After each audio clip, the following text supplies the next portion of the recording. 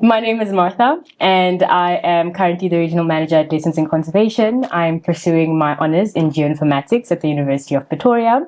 I do hope to go into natural disaster awareness and management. That is where I really have a passion for, seeing people, just more knowledge and more aware of what's going on in the world and in the country. And when you were interviewed the first time for Lessons in Conservation, just to join as a marketing person, how was it? Had you done a few interviews before? How did that go?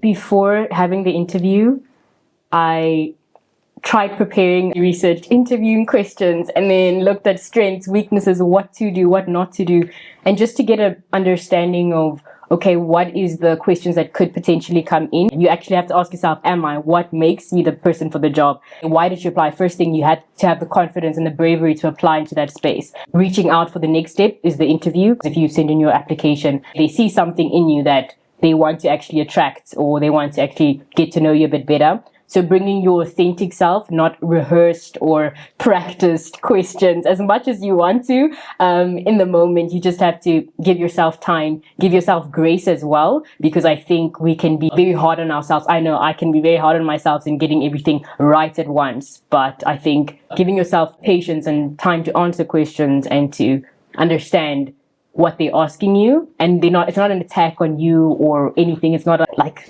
FBI trying to figure out when did you do this. It's literally somebody getting to know you. And I think as well, even knowing more about the organization, like you need to do research into, okay, what does the organization stand for? Is this something that you can also you can relate to, or that you can use your skills for? And then where are they going? I think knowing an organization's vision and saying, do you want to partner alongside them and go to the place that they're going? Most failed interviews are purely because they haven't taken the time to understand themselves.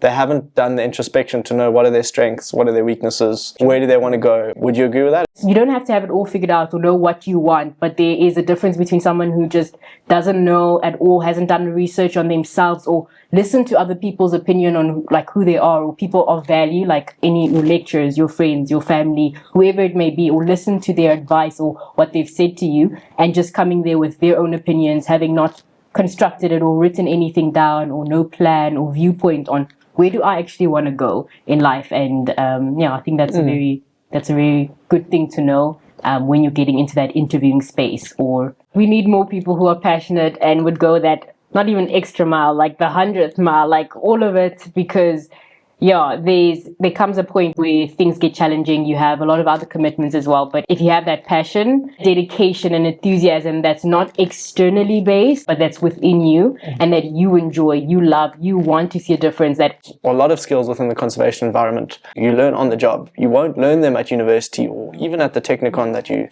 learning before. So I think people's mindsets need to shift of, I don't know enough to join conservation, because you do. What you know is a foundation. What we really need to focus on is the values that you as an individual bring to the table, which is passion. I think that's one prerequisite. Without passion, you're not going to succeed. Energy in conservation is super important, because a lot of leadership in conservation have been doing it a long time. The reality is it's difficult work. And it's sometimes quite easy to become cynical or a little bit negative. And what us as young conservationists bring to the table is energy and passion and the ability to shift entire paradigms. So what we bring is a whole different way of thinking. And I think that's a really difficult thing to explain to young people that are leaving university, to explain to them that you have the ability. And just to go back onto that fresh perspective and that unique perspective that we bring, how did you realize as a young person that you actually have a fresh perspective? You have a unique perspective in the space as a young person. Because I think that, like you said, there's a glitch between understanding that we do have it and saying that we do have it. Like there's this disconnect between young people knowing that they do bring this fresh and new, vibrant role in conservation. Being curious and having a curious mind is very important when you are in an interview setting, when people are asking you questions. And afterwards, usually the interviewer, all your nerves have hopefully settled, and they ask you, do you have any questions? This moment is very pivotal in the interview's eyes and in your eyes as well. Because they want to know, have you done research? Have you looked at who we are as an organization to ask questions? Things like, what are the requirements? What are my work hours looking like? What does the job entail? Hopefully you do know, but maybe there's a specific question that you want to know. Or, just asking more questions to them. They've had an opportunity to get to know you. Now you can get to know them. How long have you been working in the industry? How long have you been working in conservation? Because this is not a all eyes on you spotlight kind of vibe, but it's also for you to get to know, do I want to be part of this organization? Sometimes organizations are set in their ways, they're established, they're, in their lanes, they're not looking left, they're not looking right, they have this one goal. However old they may be, for 20, 30, 40 years, they've been doing this space in conservation or whatever industry. But if you want different results, you're going to have to change something, whether that be the people that you bring in. As a young person coming in, I think I bring in the diversity. As Martha, I bring in diversity. I bring in not just me now, but my parents, what they've taught me, my siblings, my education. There's a whole lot behind me as I come into a space in an industry. And so there's diversity that I bring. And even in content creation, in the marketing space, I think young people are in that space. If you want to reach more people, you have to bring that energy. You have to bring the creativity. You have to bring an outside of the box thinking. Your heart and who you are as a person to that table. That's who you bring. You bring yourself to the table as much as you can bring a glass of water, a table, a mat, all of those things. But you are also going to be at that table. And your opinion, your mindset, and how you think and raise, all of that also come with you. Organizations need to realize that conservation is shifting. It's not just a white man's game. I think we are being empowered to see conservation as ours and take ownership of it as individuals, as Africans, to take ownership of what is conservation. It is where we have been established. It's who we are. What do you think you've done to understand what you bring to the table, or understand the skills and the person that you are to be able to make a difference within the conservation space? I think I learned more about myself, or I started to understand more about myself from various things that I did, but at that moment I didn't realize what it was doing and what it was cultivating in me.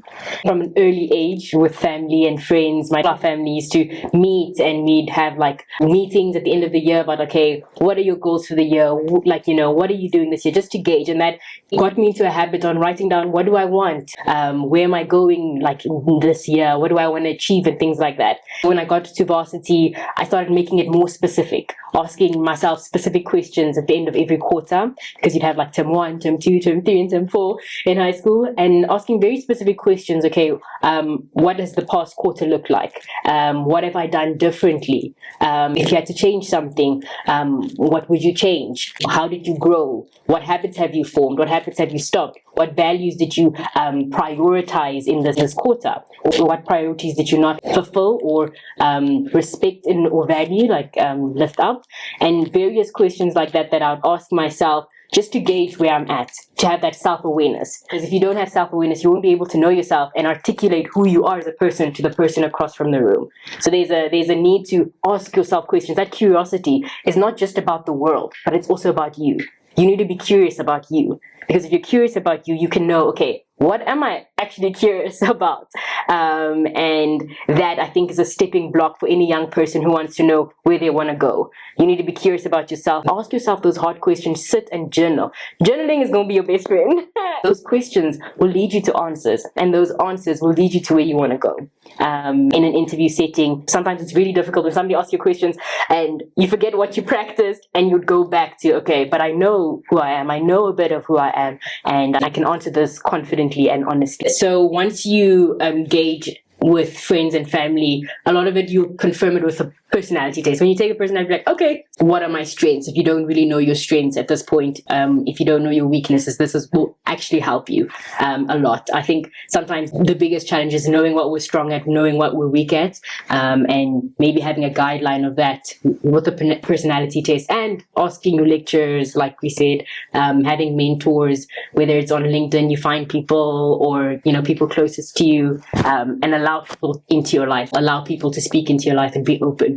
So the things I've done to understand myself as a person, the value that I bring as well, is asking questions. This is personal questions that you write down either on your laptop. I use a program, Notion, journal it down, have it in a book or paper. You can even look at prompts on the internet and find out questions, any questions. As long as you keep on asking yourself questions, that's how you get answers. So don't stop asking questions. And then secondly, also involving people in my life, having them have access to a certain extent where they are able to see, okay, this is what you're doing. Okay, wait, maybe just move a little to the left. You are on the right path, but just a little to the left. So that is another thing. Mentorship, people that can really speak into your life, whether that be your parents, and their advice, listen to their counsel. Like wise counsel really allows you to make good decisions.